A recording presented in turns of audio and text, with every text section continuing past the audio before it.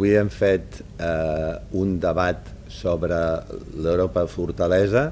No hem parlat de militarisme, sinó de les polítiques migratòries de la Unió Europea.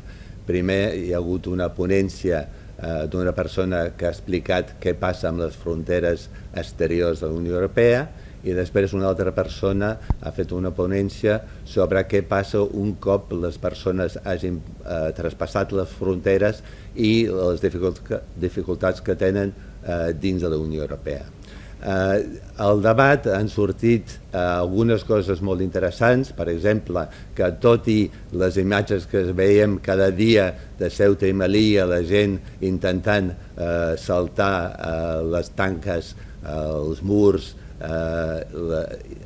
les ganivetes que hi ha a aquests dos llocs, això no representa la majoria de la gent que entra a l'estat espanyol sense papers, sinó que la majoria de gent ve amb avió.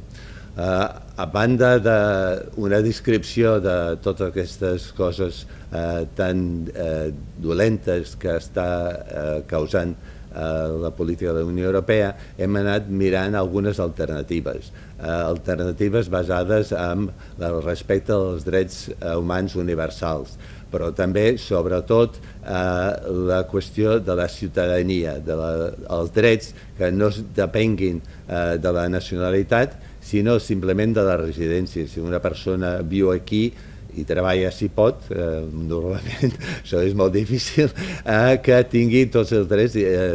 Això vol dir també el dret de vot per poder influir políticament en la societat en què una persona ja participa.